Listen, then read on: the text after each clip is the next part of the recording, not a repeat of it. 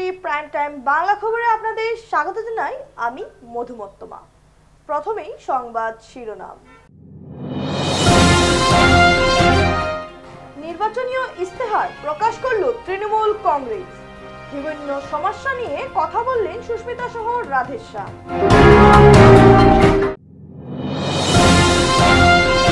বেহাল আকার ধারণ করেছে শিলচরের প্রধান সড়ক। নীরব ভূমিকায় প্রশাসন, শীঘ্র সংস্কারের উঠল দাবি।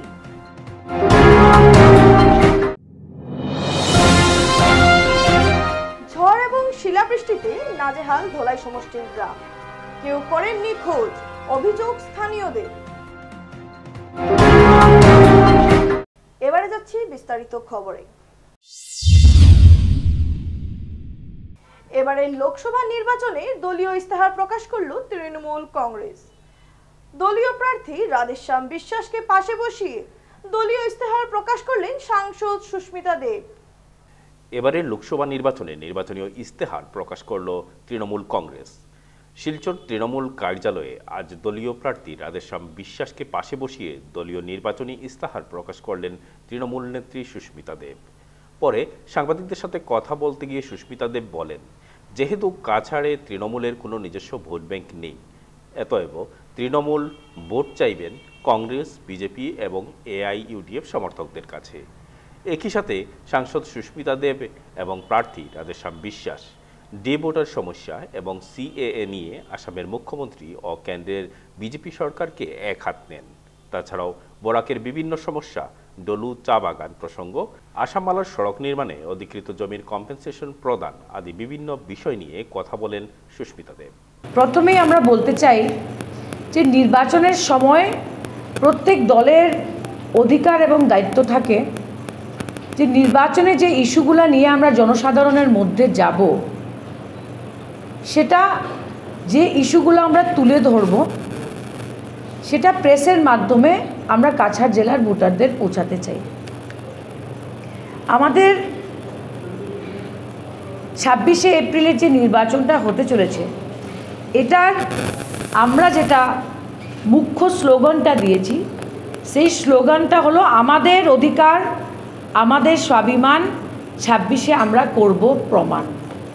এবং আমি মনে করি যে শুধু কাছাড় না, কিন্তু বরাকে যে দুটো লোকসভা সিটে প্রতিদ্বন্দ্বিতা হচ্ছে, বরাকের মানুষকে এই 26 এপ্রিলে নিজের স্বাভিমানের লড়াইটা কিন্তু লড়তে হবে। আজকে যদিও এটা জেনারেল ইলেকশন, জাতীয় স্তরে অনেক ইস্যু রয়েছে, কিন্তু বরাক ভ্যালির দুটো সিট নিয়েও অনেকগুলো ইস্যু রয়েছে, যেটা বিচার করে আমি আপনাদের মাধ্যমে বিনম্রভাবে আবেদন করছি জনসাধারণকে, আপনারা মূল্যায়ন করে ভোটটা দিবেন। সব লিমিট ক্রস করে নিয়েছেন আসামের মুখ্যমন্ত্রী। প্রথম বলেছিল যে সিএএ আসলে সবাই নাগরিকত্ব পেয়ে যাবেন, এখন বাংলাদেশের কাগজ দেখাতে হবে। এখন বলছেন ডি ভোটার, আমি সবাইকে ডিটেনশন ক্যাম্প থেকে আমরা ছুটিয়ে দিব। আমি মুখ্যমন্ত্রীকে প্রথম প্রশ্নটা বলতে চাই, এই 6 মাসের সময়টা কে বাঁধলো? Why not 3 months? Why not 4 months? Why not 5 months? 6 মাস জিনিসটা কি? সিএ আসতে 4 বছর লেগেছে। এছাড়া ডি ভোটার জিনিসটা কি? ডি ভোটার জিনিসটা হলো যে I am a doubtful citizen, doubtful voter, মানে আমি নাগরিক কি না, এটা পুলিশ বা প্রশাসন সন্দেহ করছে আমাকে, তাই বলে আমাকে ভোটের অধিকার দেওয়া হয়। এটাই তো D voter, please I am a suspected foreigner. তো একজন যখন প্রমাণ করবে যে আমি ডি ভোটার না, আমাকে সন্দেহ করবেন না, এটার একটাই রাস্তা আছে, যে কাগজ দেখাতে হবে। আর যদি ডি ভোটারকে উনি ছেড়ে দিন, যদি ডি ভোটার সরানো হয় উইদাউট কাগজ, তবে সিএএ তে কাগজ কেন দেখাতে হচ্ছে? Why this contradiction? Assam accord যখন হয়েছিল 1971 এর আগে যারা এসেছিল ওদেরকে কোনো কাগজ দেখাতে হয়নি, প্লিজ নোট। তো ডি ভোটার যদি কাগজ ছাড়া, ডি ভোটারকে যদি কাগজ ছাড়া ওদেরকে বের করা হয় এবং নাগরিক করা হয়, তবে তাই বলবো যে সিএ তে আমাদের কাগজ দেখাতে হচ্ছে কেন, কোনটা সত্যি কোনটা মিথ্যা? ফার্স্ট কত 3 বছর নতুন করে ডিটেনশন ক্যাম্প বানানো হলো, এটা এখন কি হবে detention camp? It is simple, either আসামের মুখ্যমন্ত্রী বলছেন যে একটা independent constitutional agency, independent constitutional agency like election commission of India Himanta Biswa শর্মার কথায় উঠছে বা বসছে, আইদার উনি এটা বলতে চাইছেন বা উনি মিথ্যা কথা বলছেন। ইলেকশন কমিশন অফ ইন্ডিয়ার সাথে কি ইলেকশনের চলা থাকি, while election is on, can a chief minister hold a discussion of with election commission of India? বাগানের জমি দখলের সকালে উঠেই এটা প্রমাণ হলো যে বিজেপি সরকার, এটা ভারত সরকার হোক বা আসাম সরকার হোক, বিজেপি সরকার বরাকের জনসাধারণের অধিকার নিয়ে ছেলে খেলা করছে।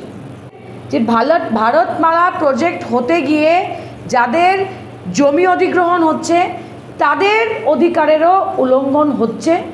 শ্রীকুনার থেকে হোক, ধলাই থেকে হোক, মানুষ আমার কাছে এসে এই মন্তব্যটা করছে যে কোনো রকমের ল্যান্ড অ্যাকুইজিশন রুল না মেনে, অধিকার মানুষের অধিকার না মেনে আজকে ভারতীয় জনতা পার্টির রাজ্য সরকার এবং ভারত সরকার কাজ করছে। মহামান্য সুপ্রিম কোর্টের নির্দেশে যে এনআরসি হচ্ছিল সেটাতে আমরা ভারতীয় নাগরিকত্বের প্রমাণ আমরা দাখিল করেছি। আমাদের জনগণের হাজার হাজার কোটি টাকা খরচ হয়েছে, এখান থেকে আসামের বিভিন্ন জায়গায় গিয়ে লিগেসি ডাটার প্রমাণ দিতে হয়েছে এবং অনেকে অ্যাক্সিডেন্ট করে মারাও গেছেন, এটা আপনারা জানেন। এই এনআরসির আজকে অবস্থান কি? বেহাল আকার ধারণ করেছে শিলচরের প্রধান সড়ক এনএস এভিনিউ। বিশেষ করে রাঙ্গিরখাড়ি থেকে অম্বিকাপট্টি পর্যন্ত সড়কে সৃষ্টি হয়েছে বিশাল বিশাল আকারের গর্ত। যে কোনো সময় ঘটতে পারে কোনো ভয়াবহ দুর্ঘটনা, কিন্তু প্রশাসনের নীরব ভূমিকায় জনমনে বাড়ছে ক্ষোভ। শিলচর শহরের অন্যতম প্রধান সড়ক এনএস এভিনিউ থেকে হাসপাতাল রোডের কিছু অংশ মরণ ফাঁদে পরিণত হয়েছে। হাসপাতাল রোডের এক পাশে গর্তের দখলে রয়েছে। গর্তের দরুন বহু বাইক, ই রিক্সা, অটো আইন অমান্য করে ডিভাইডারের উল্টো দিকে রোয়ানা দিতে বাধ্য হচ্ছেন। এতে যে কোনো সময় বড় ধরনের অঘটন ঘটার আশঙ্কা রয়েছে। এছাড়া বিশাল গর্ত কেড়ে নিতে পারে প্রাণ। বৃষ্টি হলে গর্ত বোঝা দায় হয়ে পড়ে। এছাড়া রাঙ্গিরখাড়ি নেতাজি মূর্তির পাশে বিশাল গর্ত রয়েছে। গর্তে পড়ে প্রায়ই দুর্ঘটনার শিকার হচ্ছে ই রিক্সা। এমনকি এই গর্ত সৃষ্টি করেছে কৃত্রিম যানজট। সড়কের অবস্থা দেখে মনে হয় অভিভাবকহীন হয়ে পড়েছে শিলচর শহর।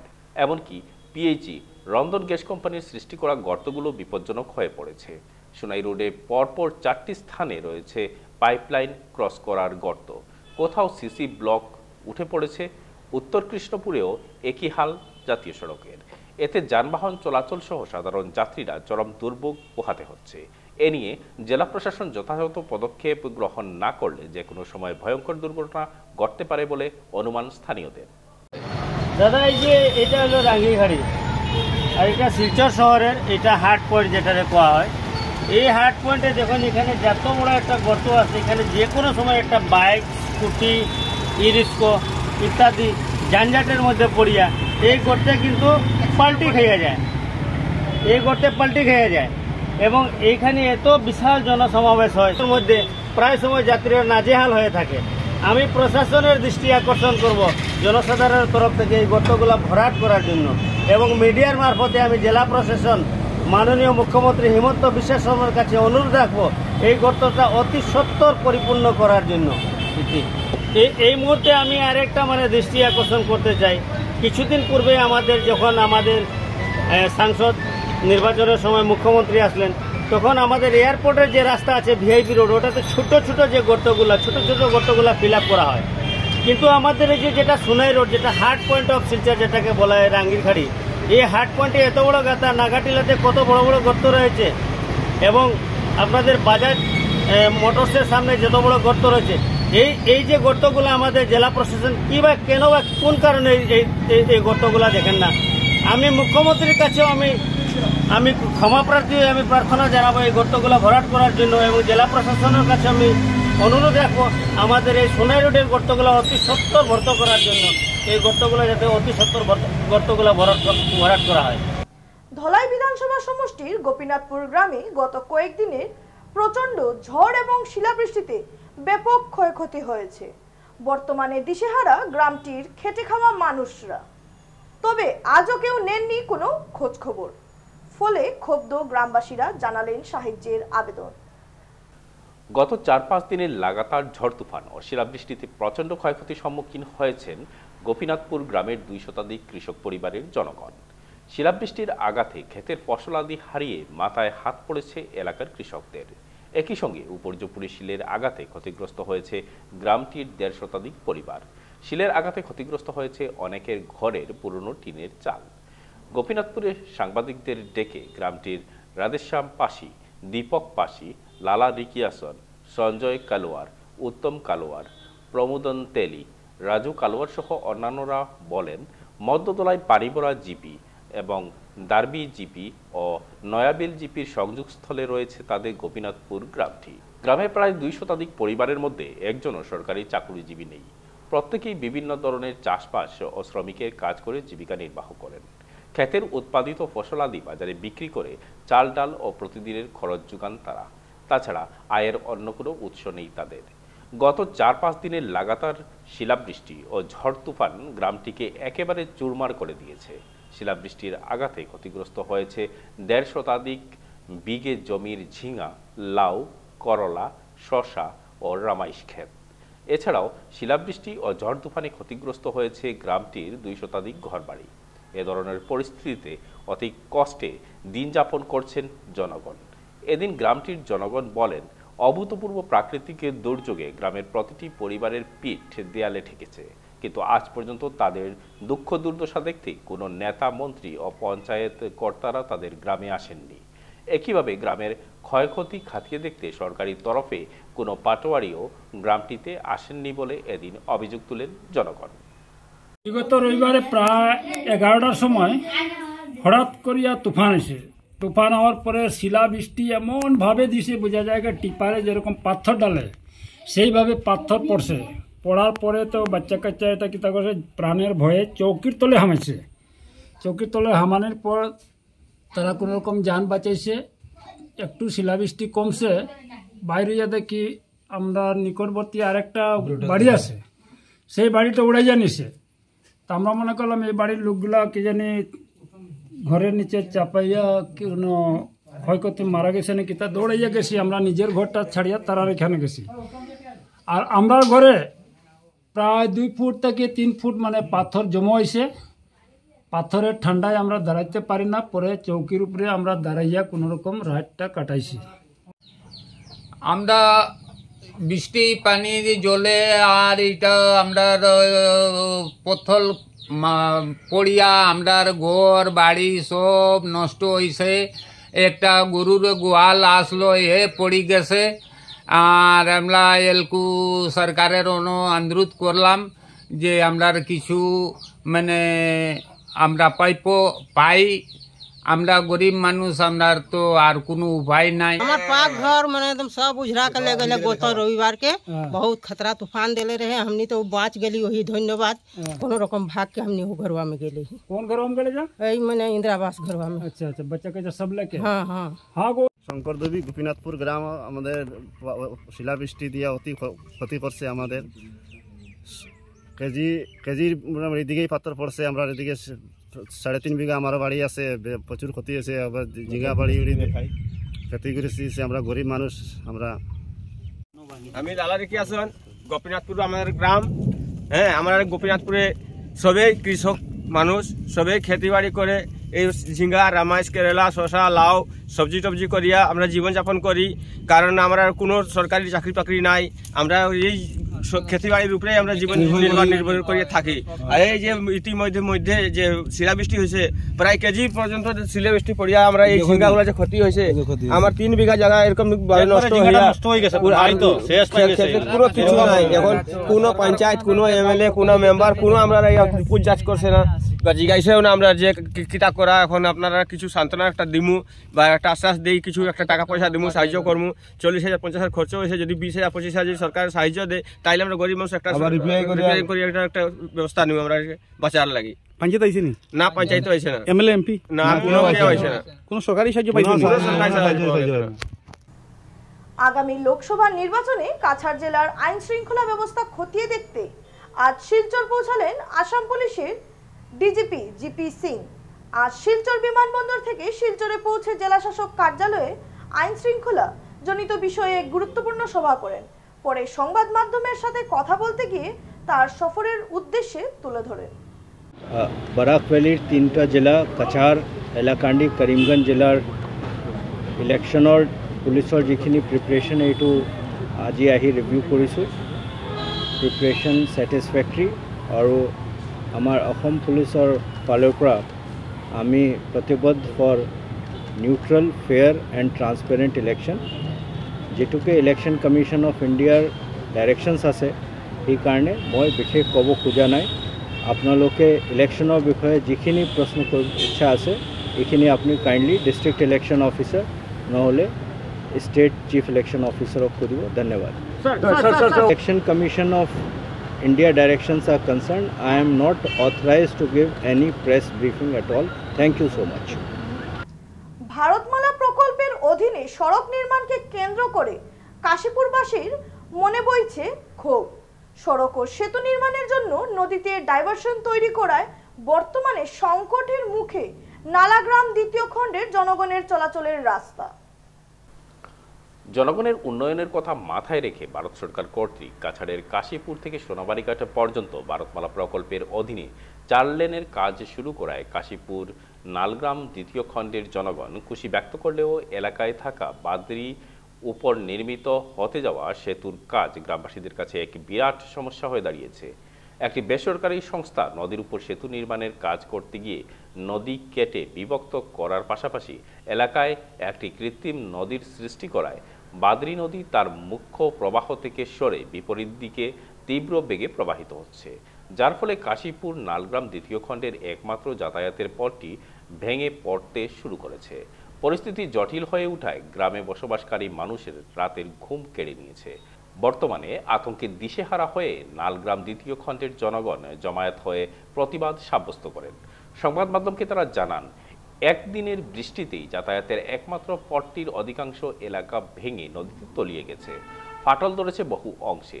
যে কোনো সময় নদীর তীব্র জলপ্রবাহ গোটা পথটিকে জলের নিচে বিলীন করে দেবে বলে এদিন আশঙ্কা প্রকাশ করেছেন তারা।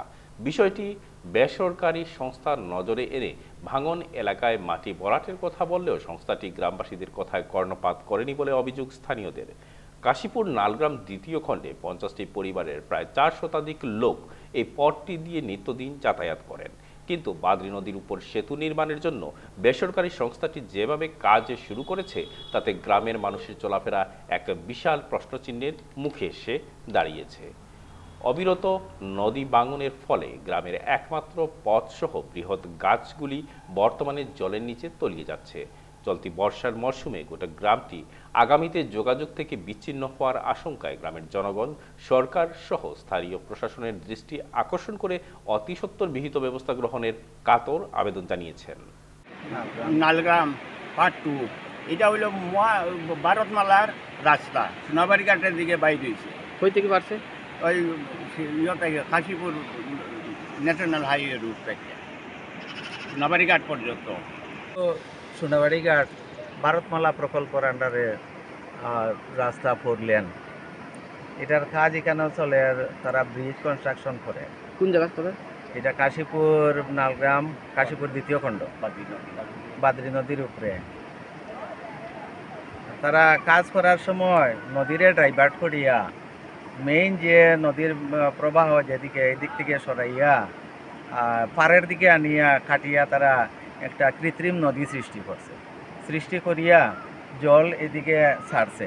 ছাড়ার পরে দেখা যায় আমরা যে গ্রামের যে পাড়ার যে রাস্তা চলাচলের রাস্তাটা সব ভাঙিয়ে যায় আর রাস্তা এটা আমরা পুরা গ্রামের নিচ থেকে পাড়ার নিচ থেকে আমরা কালী মন্দির পর্যন্ত রাস্তা আছিল। এই রাস্তা ভাঙ্গিয়ে এখন এমন অবস্থা হয়েছে যাতায়াত আমরা বন্ধ যাতায়াত করার আমরা উপায় থাকতো না। দেখা যায় একদিনের বৃষ্টিতে আমরা ভাঙ্গিয়া অনেকটা গেছে গিয়া। আর এখন তারা অনুরোধ করিয়া আমরা কই যে এখানেও কিনারও মাটি আছে, মাটিটাই না নিয়ে এদিকে এই যেদিক ভাঙছে এদিক বরিয়া দেওয়ার লাগে, কিন্তু তারা বরিয়া দেয় না। তো এর কারণে আমরা মানে এইসব পদক্ষেপ নিতে বাধ্য হয়েছি। আচ্ছা, এই যে একমাত্র এইটাই রাস্তা। এই গ্রামে প্রায় 350-400 মানুষ আছে, প্রায় 50 পরিবার, 35-40 বা 50 পরিবার হইবে। ভোট বয়কটের সিদ্ধান্ত নিলেন রাতাবাড়ী বিধানসভা সমষ্টির বেটারবন জিপির শতাধিক পরিবার। বারবার আবেদনের পরও বিধায়ক বা সাংসদ থেকে মেলেনি কোনো সাহায্য। নেই জল, কারেন্ট চলাচলের সড়ক, ক্ষোভ। রাতাবাড়ী বিধানসভা সমষ্টির ভোটারবন জিপির 1 নম্বর ওয়ার্ডের প্রায় 100টি পরিবার ভোট বয়কটের সিদ্ধান্ত নিয়েছেন। এতে আসন্ন লোকসভা নির্বাচনের আগেই বিপাকে রাতাবাড়ী সমষ্টির বিধায়ক বিজয় মালাকার এবং করিমগঞ্জ লোকসভা আসনের বিজেপি প্রার্থী কৃপানাথ মালা। ভোটারবন জিপির 1 নং ওয়ার্ডের সোনটিলা গ্রামের প্রায় 100টি পরিবার সিদ্ধান্ত নেন যে যতদিন পর্যন্ত তাদের গ্রামের যাতায়াতের রাস্তা, বিদ্যুৎ সংযোগ, পানীয় জলের ব্যবস্থা করা হবে না ততদিন তারা ভোট প্রদান করবেন না। স্থানীয় জনগণ বিধায়কের কাছে এই সমস্যাগুলি নিয়ে 12 থেকে 13 বার গিয়েছেন। পরিবর্তে বিধায়ক কোনো পদক্ষেপ গ্রহণ করেননি এবং এমপি কৃপানাথ মালা কোনো পদক্ষেপ নেননি, বলেন ভোটের পরে দেখা যাবে। এই সমস্ত কথাবার্তায় এখন না বলাই ভালো এবং তাদেরকে কোনো আশ্বাস দেননি। স্থানীয় মহিলারা আরও বলেন যে তারা সরকারের কোনো প্রকল্প পাননি, এমনকি অরুণোদয় প্রকল্প থেকে তারা বঞ্চিত এবং তাদের একমাত্র মন্দির, সেই মন্দিরের অবস্থাও বেহাল। কোনো নেতা তাদের খোঁজ খবর নেননি। তারা আরও বলেন মাইনরিটি অঞ্চলের রাস্তাঘাট পুরোপুরি পাকা আর তারা জন্মসূত্রে বিজেপিকে ভোট দিয়ে আসছেন, পরিবর্তে তাদের কোনো কাজ হয়নি। তাই তারা ভোট বয়কট করার সিদ্ধান্ত নিয়েছেন। যতদিন পর্যন্ত তাদের সঠিক সমস্যার সমাধান না হবে ততদিন তারা ভোট বয়কট করবেন বলে জানান।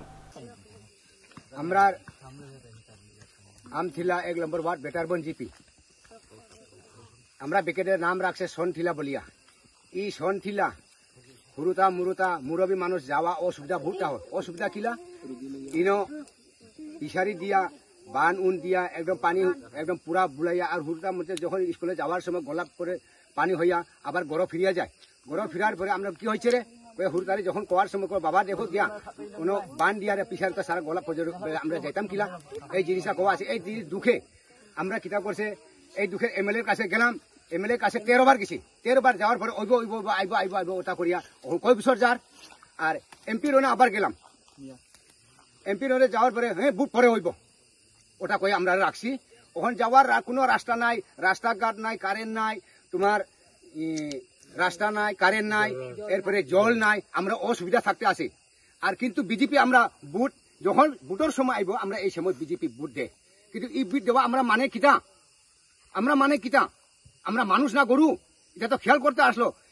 আমরা রাতাবাড়ি বিধানসভার এমএলএ 13 বার গেছে, আমরা 13 বার গিয়ে আর কোনো 13টা দাম রাখছি না আমরা, কিন্তু ও আর সময় আবার কিন্তু আইস থাকে আমরা আর ভোট দিতাম নাই বিজেপি, দিতাম না আমরা ভোট দিতাম না। এই সমস্যা মাই মুরব্বী যদি বেমার যখন হয়ে যাব আমরা জুলনে লইয়া মানে যাই ডাক্তার এগুলো উপায় কিলা আমরা ভোট দিতাম নাই।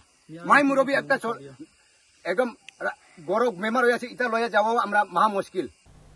লক্ষ্মীপুরে রবিবার থেকে শুরু হলো 16তম জুনিয়র আসাম আন্তজেলা তীরন্দাজি প্রতিযোগিতা। মঙ্গলবারেও চলে এই প্রতিযোগিতা। আসাম তীরন্দাজ অ্যাসোসিয়েশনের উদ্যোগে রবিবার থেকে শুরু হলো 16তম জুনিয়র আসাম আন্তজেলা তীরন্দাজি প্রতিযোগিতা। লক্ষ্মীপুরের সাউথ বরাকের বিন্নাকান্দি ঘাট খেলার মাঠে উক্ত খেলার আনুষ্ঠানিক উদ্বোধন করেন লক্ষ্মীপুরের বিধায়ক কৌশিক রায়। উক্ত খেলায় মোট 21টি জেলা অংশগ্রহণ করেছে।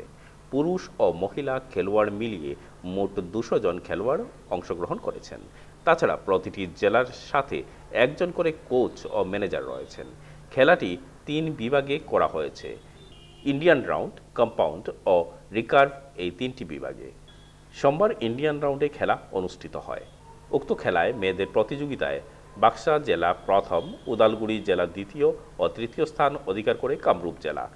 উক্ত প্রতিযোগিতায় বাক্সা জেলার হয়ে খেলেন নমৃতা ব্রহ্ম, উদালগুড়ির হয়ে দ্বিতীয় স্থান অধিকার করেন রিনা বড় এবং কামরূপ জেলার হয়ে অন্বেষা ভাস্কর তৃতীয় স্থান অধিকার করেন এবং ছেলেদের 30 মিটারে বাক্সার ঋতুমণি সারগারি দ্বিতীয় এবং তৃতীয়, একই জেলার যথাক্রমে লবজিৎ বড় এবং ঋষভ বড়।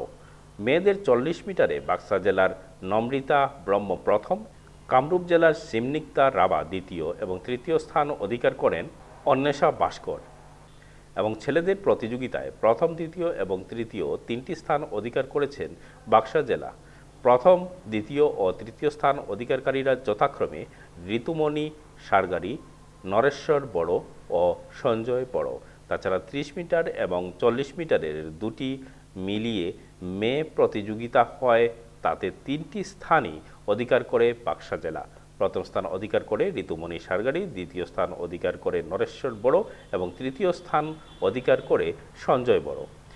ইন্ডিয়ান রাউন্ডের খেলার পুরস্কার বিতরণী অনুষ্ঠানে অতিথি হিসাবে উপস্থিত ছিলেন অসম গণপরিষদ কাছাড় জেলা কমিটির সাধারণ সম্পাদক KH বিমলেন্দু সিংহ, আসাম আর্চারি অ্যাসোসিয়েশনের রাজ্য সম্পাদক জয়ন্ত বড়, সুজিত শর্মা, শিল্পজিৎ পাল ও নূর আহমেদ সহ অন্যান্যরা।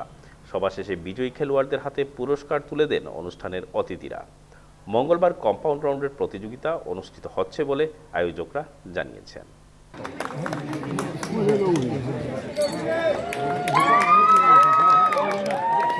শেষ করার আগে সংবাদ শিরোনাম আরো একবার। নির্বাচনীয় ইস্তেহার প্রকাশ করল তৃণমূল কংগ্রেস। বিভিন্ন সমস্যা নিয়ে কথা বললেন সুস্মিতা সহ রাধেশ্যাম।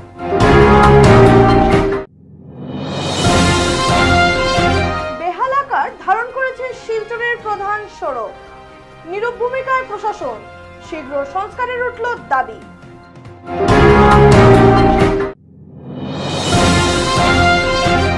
ঝড় এবং শিলাবৃষ্টিতে নাজেহাল ধলাই সমষ্টির গ্রাম, কেউ করেননি খোঁজ, অভিযোগ স্থানীয়দের।